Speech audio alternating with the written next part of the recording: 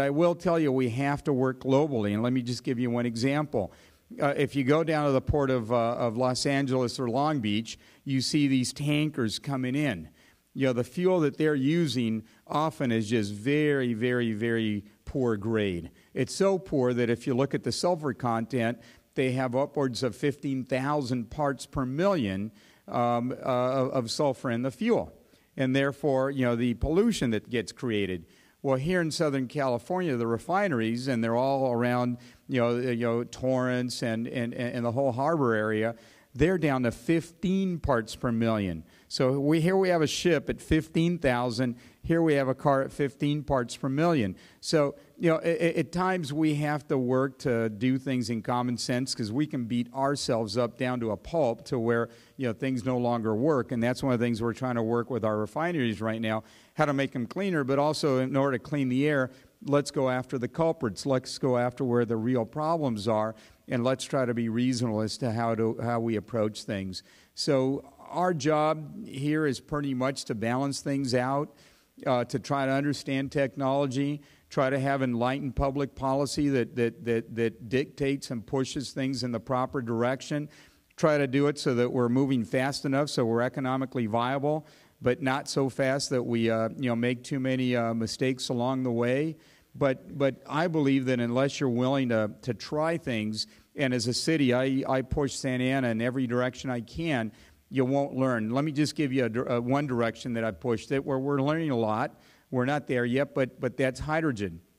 We actually volunteered working with AQMD, and we have 5 hydrogen vehicles. They're basically converted the same way you can run a vehicle on natural gas. You can run it on hydrogen. Just hydrogen, of course, is a much smaller molecule, and you have to keep your eye on it much more. It's all got to be at a higher pressure, and it can escape. There's a lot of issues with it, including range. But I'll tell you, we had to go not only through the labor agreements with our unions, we had to go with the city attorney's office to make sure that we could do this. But now we have 5 vehicles that are up and running. They've been up and running for some time, and it's part of the learning curve that we all have to go through.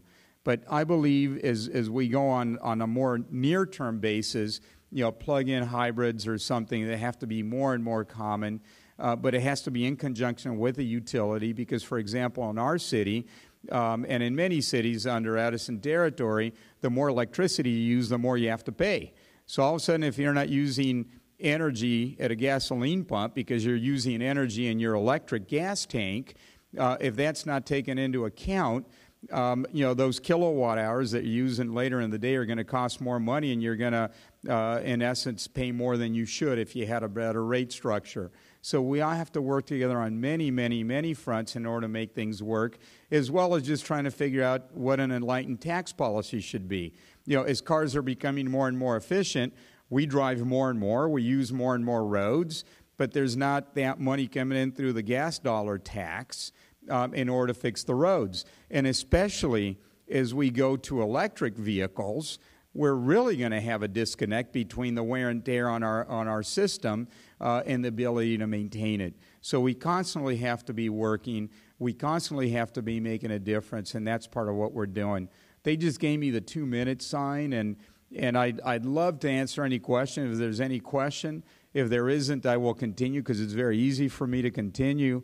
But is there any questions? Sometimes if we get a good question or two, it kind of helps everybody stay awake during these sessions when they kind of turn down the lights a little bit. You've already had lunch. It's later in the day, and it's easy to begin to think about other things. Is there a question? Are you guys awake? Bill, any question? He'll save them for later. All right, well, let me just end on this thought. And that is, as chair of the Conference of Mayors, I think we're really blessed here in California, especially in Southern California, because I think we have technology, we have the universities, we have venture capital, we have the entrepreneurs, we have opportunities that don't exist elsewhere. The mayor of Austin, for example, they have their own utility, they're really trying to do things, but they're an island. You look at other parts of the country, and there's been so much change economically and within the region that they're not able to do what we can do. So I really believe that right here in Southern California, in Orange County in particular, we can make a difference.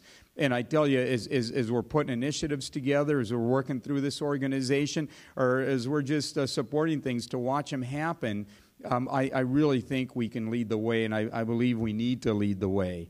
I know in Anaheim, let me mention this about Anaheim, then I'll take the question. In Anaheim, because they have their own utility, they're, I believe, able to be aggressive on a smaller term basis, and they're doing well.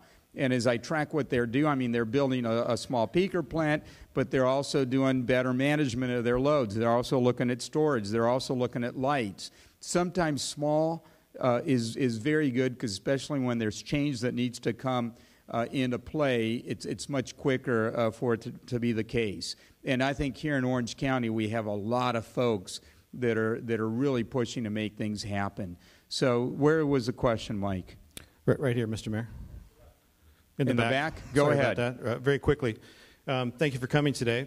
You've long been an advocate of natural gas fueling in the transportation sector. There's been a lot of talk about other fuels today, hydrogen, fuel cells, electric cars, battery-operated cars, and so forth. I wondered if you might give us your perspective on the future of natural gas in transportation. Well, especially for heavier loads and for longer range, I think it's essential. We have more and more investment that's being made through Westport Technologies and through our own AQMD and other folks that are working with us to make that happen. I have the privilege of chairing the California Natural Gas Vehicle Partnership. I go to about one meeting a year.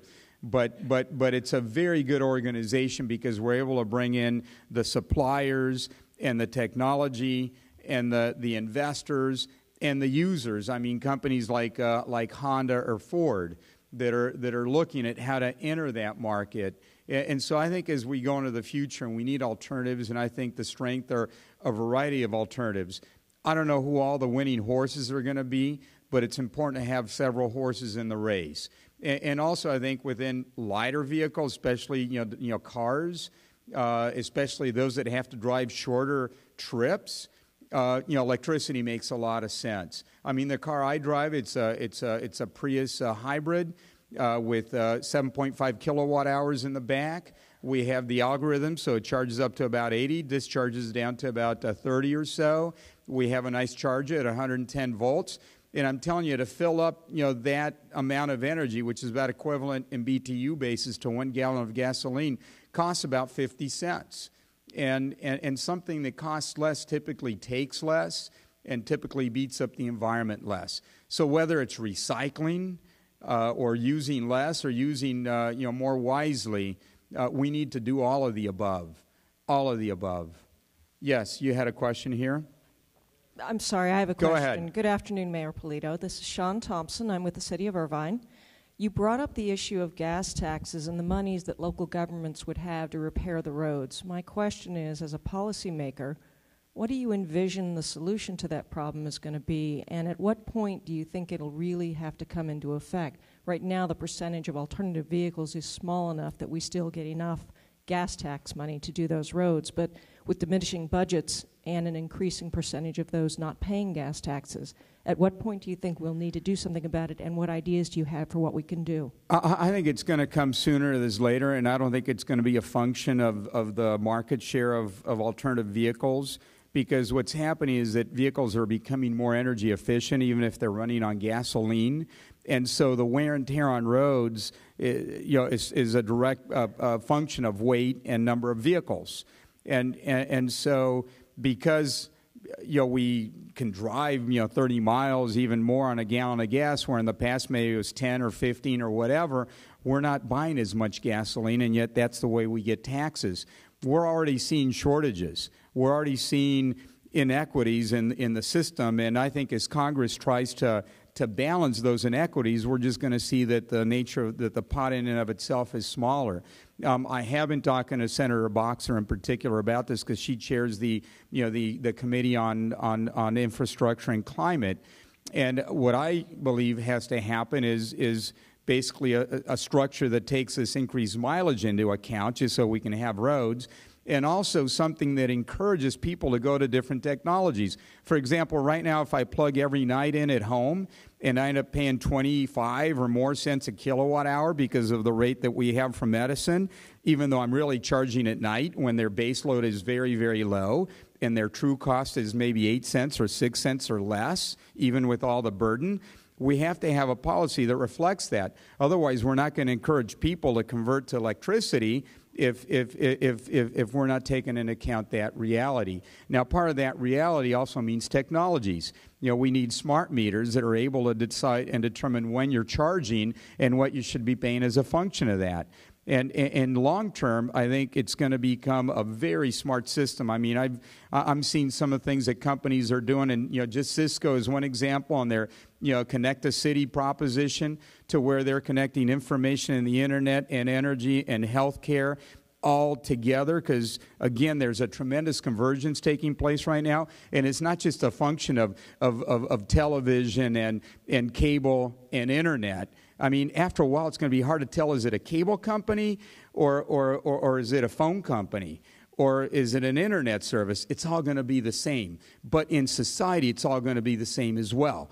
A lot of the functions that we used to have in different categories are now, because of the internet, going to change. The very nature of society and the way we use energy and the way we conduct our lives are going to change. And trying to understand that and be ahead of the curve, I think that's our challenge, especially as it relates to government, because we have to try to make it all work. And laws, in many cases, are just out of sync. And trying to understand how to adjust them, I think, is something that's going to take some time. But folks are thinking about it, and we're trying to do what we can to help. Thank you very much for having me here today.